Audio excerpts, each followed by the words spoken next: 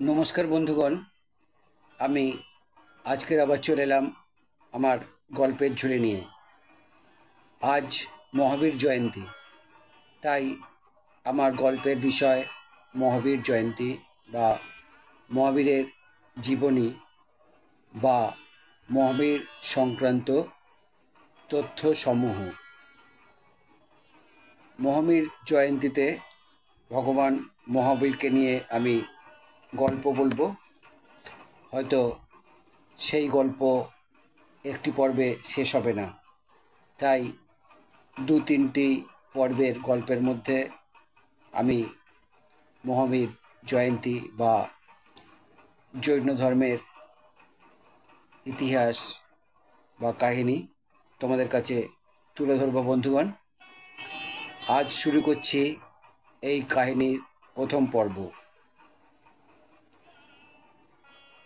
মহাবীর ছিলেন জৈন ধর্মের 24তম তীর্থঙ্কর। তিনি ছিলেন 23তম তীর্থঙ্কর পার্শ্বনাথের আধ্যাত্মিক উত্তরসূরি। খ্রিস্টপূর্ব ষষ্ঠ শতাব্দীর প্রথমার্ধে প্রাচীন ভারতে এক ক্ষত্রিয় রাজপরিবারে মহাবীর জন্মগ্রহণ করেছিলেন। তার মা ছিলেন ত্রিশলা ও বাবা ছিলেন সিদ্ধার্থ। তারা ছিলেন পার্শ্বনাথের গৃহভক্ত। প্রায় 30 বছর বয়সে সকল বিষয় সম্পত্তি পরিত্যাগ করে আধ্যাত্মিক জাগরণের উদ্দেশ্যে মহাবীর গৃহত্যাগ করে কৃচ্ছব্রত গ্রহণ করেন। 12.5 বছর গভীর ধ্যান ও কঠোর কৃচ্ছ সাধনের পর মহাবীর কেবল জ্ঞান অর্জন করেন। তারপর 30 বছর ধর্মপ্রচারের পর খ্রিস্টপূর্ব ষষ্ঠ শতাব্দীতেই তিনি মোক্ষ লাভ করেন। তার মোক্ষ লাভের বছরটি নিয়ে জৈনদের বিভিন্ন সম্প্রদায়ের মধ্যে মতভেদ রয়েছে। মহাবীর শিক্ষা দিয়েছিলেন যে আধ্যাত্মিক মোক্ষ লাভের জন্য অহিংসা, সত্য, অস্তেয়, ব্রহ্মচর্য ও অপরিগ্রহ ব্রতের পালন আবশ্যক। তিনি অনেকান্তবাদ এর নীতিগুলিও শিক্ষা দিয়েছিলেন। সত্যবাদ ও নয়াবাদ বা নয়বাদ।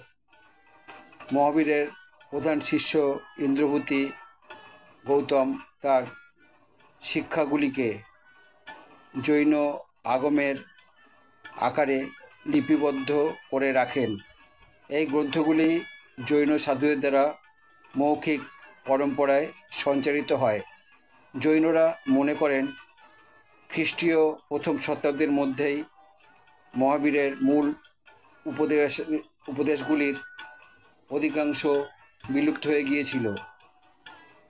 ভাস্কর ও চিত্রকলায় মহাবীরকে সচরাচর উপবিষ্ট বা দণ্ডায়মান ধ্যানরত ভঙ্গিমায় দেখা যায়।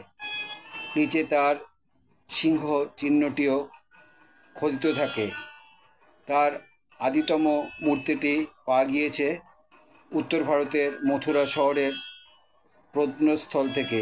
এটি খ্রিস্টপূর্ব প্রথম শতাব্দী থেকে খ্রিস্টীয় দ্বিতীয় শতাব্দীর মধ্যবর্তী কোনো এক সময়ে গড়া হয়েছিল। মহাবীরের জন্মবার্ষিকী মহাবীর জন্মকল্যাণ নামে এবং তার ও তার প্রথম শিষ্য ইন্দুবতী গৌতমের নির্বাণ দীপাবলির দিন পালিত হয়।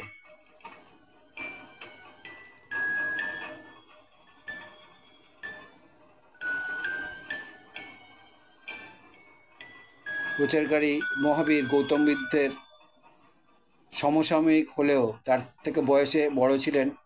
ভারতীয় পত্রিকা অনুযায়ী চৈত্র মাসের 13 তারিখে জৈনরা মহাবীর জয়ন্তী বা মহাবীর জন্ম কল্যাণক উদযাপন করেন।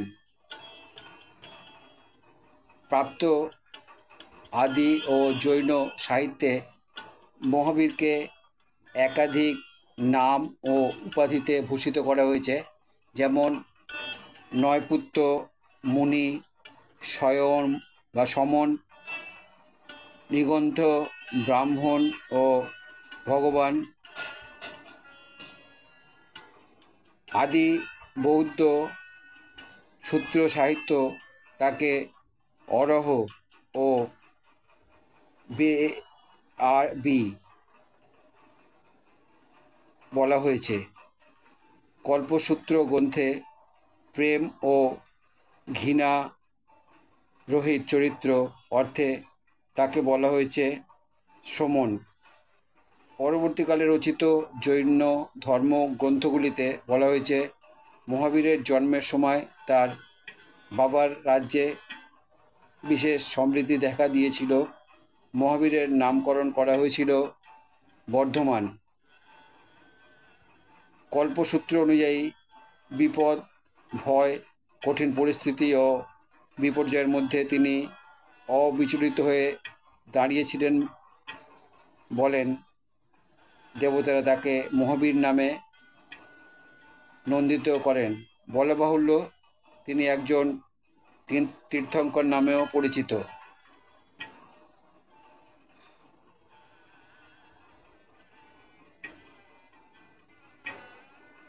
মহাবীর এক ঐতিহাসিক ব্যক্তি ছিলেন, তা নিয়ে জৈনদের মধ্যে কোনো দ্বিমত নেই। দিগম্বর উত্তর পুরাণ গ্রন্থে বলা হয়েছে মহাবীর জন্মগ্রহণ করেছিলেন বিদেহ রাজ্যের কুলন্দপুর, তবে শ্বেতসার কল্পসূত্র গ্রন্থে জন্মস্থানের নামটি বলা হয়েছে কুন্দগ্রাম। কথিত আছে এই স্থানটি অধুনা ভারতের বিহার রাজ্যে অবস্থিত। মনে করা হয় এটি বিহারের রাজধানী পাটনা শহরের 60 কিলোমিটার উত্তরে অবস্থিত বসুকুণ্ডু শহর। তবে তার জন্মস্থানের বিষয়টি বিতর্কের বিষয়ই রয়ে গিয়েছে। মহাবীর জাগতিক ধন সম্পদ ত্যাগ করে গৃহত্যাগ করেন। কোনো মতে সেই সময়ে তার বয়স ছিল 28, আবার কোনো কোনো মতে 30। এরপর 12.5 বছর তিনি যে কৃচ্ছ সাধন বা কৃচ্ছব্রতীর জীবনযাপন করেছিলেন, তাতে তিনি একবারের জন্য মাটিতে বা কোথাও বসেননি। তারপর কেবল জ্ঞান লাভ করে তিনি 30 বছর ধর্মপ্রচার করেছিলেন। কোথায় তিনি ধর্মপ্রচার করেছিলেন তা নিয়ে জৈন ধর্মের দুই প্রধান শাখা দিগম্বর ও শ্বেতাম্বরদের মধ্যে মতভেদ আছে। মহাবীরের জন্ম ও মৃত্যুর সময়কালও নিশ্চিত করে বলা যায় না। একটি মতে বলা হয়েছে যে মহাবীরের জন্ম খ্রিস্টপূর্ব 540 অব্দে এবং মৃত্যু খ্রিস্টপূর্ব 443 অব্দে। খ্রিস্টপূর্ব 443 অব্দে প্রাকৃত ভাষায় লেখা বারলি অভিলিখনে বীরায় ভগবতে 84তে বসে কথাটি পাওয়া যায়। এটিকে ব্যাখ্যা করে বলা হয় ভগবান বীরের 84তম বর্ষে তার প্রতি উৎসর্গীকৃত, অর্থাৎ মহাবীরের নির্মাণে 84 বছর পর উৎসর্গকৃত হয়েছে। যদিও প্রস্তরতাত্ত্বিক বিশ্লেষণ থেকে ধরা পড়ে যে এই অভিলেখনটি খ্রিস্টপূর্ব 2য়-1ম শতাব্দীতে উৎকীর্ণ হয়েছিল। বৌদ্ধ ও জৈন ধর্মগ্রন্থগুলিতে বলা হয়েছে বুদ্ধ ও মহাবীর ছিলেন সমসাময়িক। অনেক প্রাচীন বৌদ্ধ সাহিত্যেও এই মতবাদটি সমর্থন করেন। জৈন পরম্পরায় একটি দৃঢ়ভাবে প্রতিষ্ঠিত বিশ্বাস হল বীর নির্বাণ সম্বত। এর সূত্রপাত খ্রিস্টপূর্ব 527 মহাবীরের নির্মাণের বছরে। খ্রিস্টীয় দ্বাদশ শতাব্দীর জৈন পণ্ডিত হেমচন্দ্রাচার্য মহাবীরকে খ্রিস্টপূর্ব 6ষ্ঠ শতাব্দীর ব্যক্তি বলেছেন। জৈন বিশ্বাস অনুযায়ী প্রথাগত খ্রিস্টপূর্ব 527 অব্দই সঠিক তারিখ। বুদ্ধ মহাবীরের থেকে বয়সে ছোট ছিলেন এবং সম্ভবত মহাবীরকে কয়েক বছর পরে নির্মাণ লাভ করেছিলেন।